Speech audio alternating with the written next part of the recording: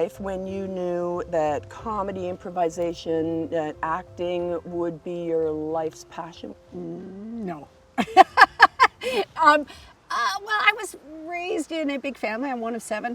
And in our family, being funny was seriously encouraged, and storytelling and impersonating people, in your stories. But I don't believe I ever thought it was something I could do for a living or, as a real job until I got to meet Gilda Radner, God bless her. Marcus, my brother, and Gilda dated, and she was a sweet, sweet, funny, lovely, dear member of the family for a few years there. And watching her go from Global Village Theatre, where she worked in Toronto, to Godspell, to Second City, made me see that it could actually be a real thing.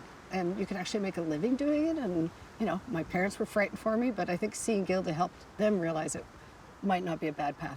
Of all the awards, of all the accolades, of all the achievements, what does this award mean to you? Well, apparently I have something to do with the culture of Canada, which is a bit overwhelming. But I believe, through the arts, that's how we express ourselves and who we are, who we think we are, who we want to be. And when I see someone's art, or read someone's art, or just experience art, it makes me think in a different way. It makes me see a different way of thinking. It puts me into somebody else's world. It's inspiring and enlightening. It can bring such great joy or profound understanding. And I think anything that is that good for your soul and your mental well-being has to be good for the health of a family, a community, a country. And when you think about Canada endeavoring to be a leader in multicultural harmony, laughter feels like it might be one of the best tools ever. It's such a gift. It's the most beautiful thing to be able to find a way to laugh throughout pain and tragedy and misfortune. If you have the gift of getting outside of it enough, and you're spared enough to get outside of it and be able to laugh at it, look back on it, and see the humor in it. My parents were amazing at that. I think it was just a beautiful, beautiful thing they shared. They made each other laugh right to the end. And through a lot of, sickness and, and troubles, they just always found the humor in it. Yeah, and I think if you can do that, when a child is funny, it's a real sign of intelligence. Yeah, that's what I'm saying. I'm smart. No,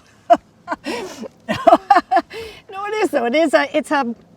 It's just a great perspective if you're, but you also have to be raised, I think, in a world that allows that for you. I think everyone's born with a sense of humor, but life can beat it out of you if you're unfortunate, and if you're really lucky, you can have it encouraged. Was there anyone that gave you great advice? Was there a piece of advice that really stuck out for you?